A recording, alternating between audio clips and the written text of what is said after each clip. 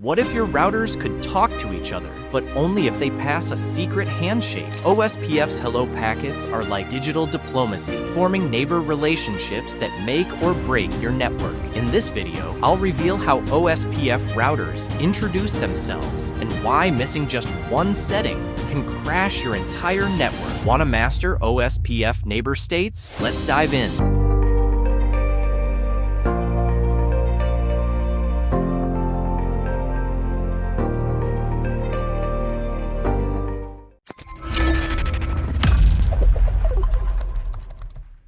Establishment of adjacent neighbors in OSPF. Routers that have OSPF as their routing must recognize their neighbors before they can share routing info, because this information depends on the state of the link between two routers. It is the Hello protocol that allows you to discover the neighbors. Hello packets are sent on all OSPF-enabled interfaces to find out if there are neighbors on these links. It allows you to establish and maintain neighborly relations, ensuring good communication in both. This OSPF neighbor relationship is formed between two routers if they both accept the ID of the area, Hello-type packages, and authentication. Of course, routers must be on the same IP subnet. Each interface that participates in OSPF uses the Multicast address 224.0.0.5 to periodically send Hello packets. This package contains several pieces of information. We have the router ID, which is the unique identifier of the router. By default, this is the highest loopback IP address.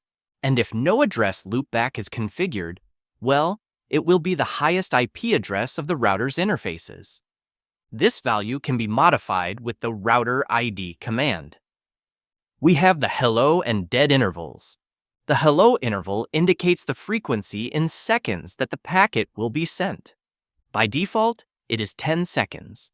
And the dead interval is the time in seconds that a router will wait before declaring its neighbor out of service if it does not receive the hello packets. By default, this interval is 4 times greater than the hello interval. The neighbors field lists neighboring routers where communication is good in both directions. That is, when the router recognizes itself in the hello packets of these neighbors. ID of area is used to compartmentalize OSPF exchanges. To communicate, two routers must share the same network domain, and their interfaces must belong to the same OSPF area. Neighbors must also share the same subnet and subnet mask. We have the priority of the router.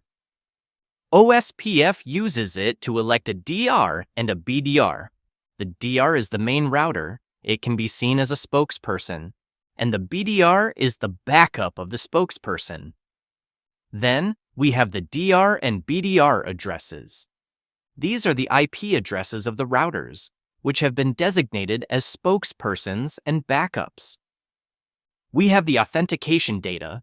This is an option that is not enabled by default, but if it does, then routers will need to have the same authentication data to be able to communicate. And we have the stub area flag field. It's a pretty special area, which uses a technique to reduce routing updates, replacing them with a default route. Neighboring states, OSPF. OSPF neighboring interfaces can encounter 7 different states. These 7 states correspond to 2 moments.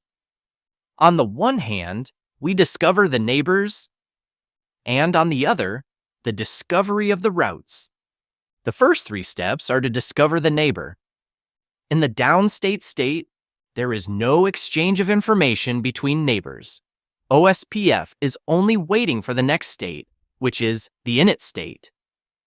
In the latter, in Init, OSPF routers send hello packets at regular intervals to establish a relationship with neighboring routers.